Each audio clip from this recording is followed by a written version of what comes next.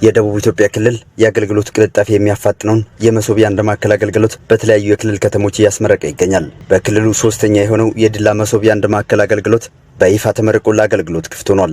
ማዕከሉ ከአገልግሎት አሰጣጥ ጋር የተያያዙ የመልካም አስተዳደር ችግሮችን መፍታት የሚያስችል ነው። ከዚህ በፊት አገልግሎት አሰጣጥ ላይ የነበሩ ውስንነቶች ተገልጋዩን ለቅሬታ ሲዳርጉ መቆየታቸውን የደቡብ ኢትዮጵያ ክልል ምክትል ርዕሰ መስተዳድርና የመሶብ አንድ ማዕከል አገልግሎት መስጫ ስትሪም ኮሚቴ ሰብሳቢ ዶክተር አበባየሁ ታደሰ ገልጸዋል። በክልሉ ይህን ለመቅረፍ የሚያስችሉ 3 ማዕከላት መጠናቀቃቸውንም ጠቅሰዋል። በክልላችን የመጀመሪያው ምዕራፍ በሶዶ ማዕከል ወደ ስራ በማስገባት የጀመረው ስራ አሁን ላይ ተጨማሪ 2 ማዕከላትን በአጭር ጊዜ በማጠናቀቅ በአርባ ምንጭና በዲላ ወደ አገልግሎት ማስገባት ችለናል። ይህም የክልሉ መንግስት ለክልሉ ሕዝብ የዘመነ አገልግሎት አሰጣጥ መሰረተ ልማት ግንባታ የሰጠው ልዩ ትኩረት ማሳያ ነው። የመሶብ አገልግሎት የአሰራር ዝንፈቶችን የሚቀንስና የዜጎችን የአገልግሎት እርካታ በወጉ ከፍ የሚያደርግ ኢኒሼቲቭ መሆኑንም ጠቅሰዋል። የዲላ መሶብ አንድ ማዕከል አገልግሎት መስጫም 9 ተቋማትን የሚያስተሳስር ግዙፍ ፕሮጀክት መሆኑን አንስተዋል። ይህ ማዕከል 4 የፌደራልና 5 የክልል ተቋማትን 32 የተለያዩ አገልግሎቶችን ይዞ ወደ ስራ ገብቷል።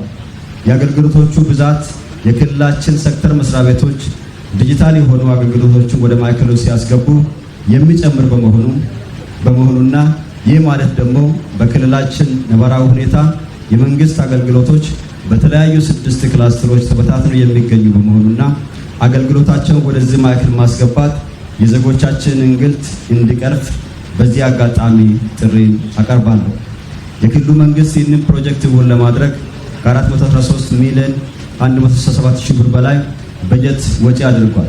የደቡብ ኢትዮጵያ ክልል ርዕሰ መስተዳድር አቶ ጥላሁን ከበደ በዚህ ወቅት እንዳሉት መሶብ ወትሮ የነበረውን የዜጎች እንግልት እየቀረፈም ዘመናዊ ፕሮጀክት ነው።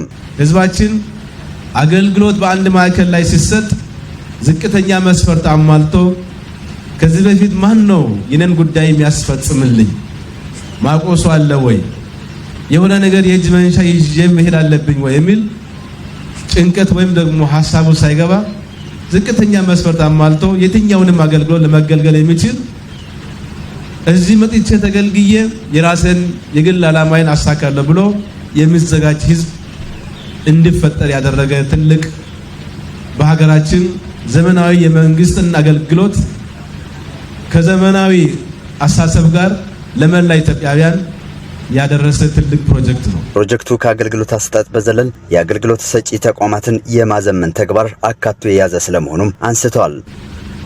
የመንግስት ዘመናዊ አገልግሎትን የምንሰጥባቸው ተቋማት ወይም ህንፃዎች ምን መምሰል አለባቸው፣ ለተገልጋይና ለአገልጋይ በምን መንገድ ሊደራጅ ይገባል የሚለውን በተጨባጭ ያየንበት የተማርንበት ይህንን ህንፃ ከዚህ በፊት ታውቁታላችሁ የቆየ ህንፃ ነው።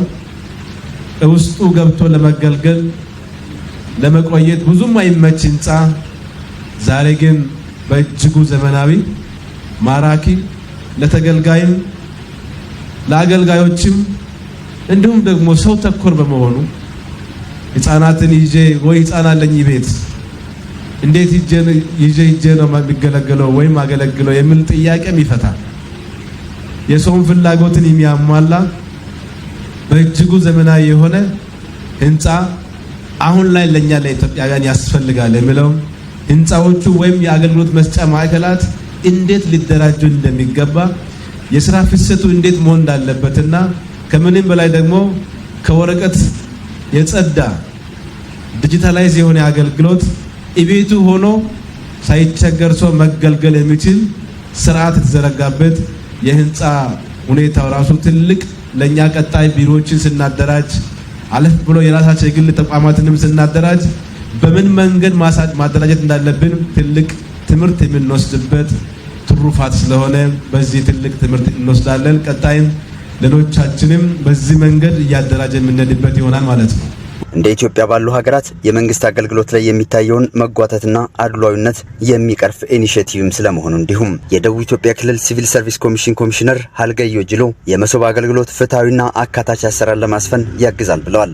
በተለይ የኛ ክልል ደግሞ አሁን ብዝሃ ማዕከላት በመሆኑ አገልግሎት ለማግኘት ከአንድ ማዕከል ወደ ሌላ ማዕከል የሚሄዱትን የሚያስቀር ተደራሽ የሆነ ግልጽ የሆነ ፍትሃዊ የሆነና እንዲሁም አጋታች የሆነ አገልግሎት ለመስጠት ያለመ ነው።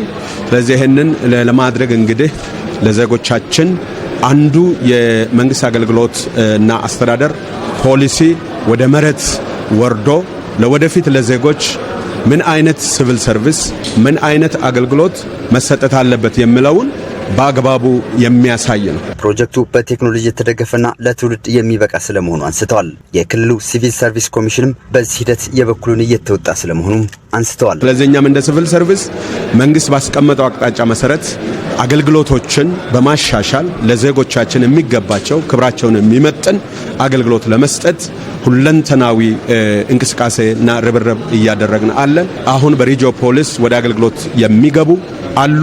38 በከንቲባ የሚመሩ ከተሞች ላይ ደግሞ በተለያየ ጊዜ ወደ አገልግሎት እንዲገቡ እየሰራን ያለንበት ሁኔታ አለና የተመረቀው የዲላ መሶብ የአንድ ማዕከል አገልግሎት መስጫ ተቋም 9 ተቋማትን አካቶ 32 የአገልግሎት አይነቶችን ያቀላጥፋል።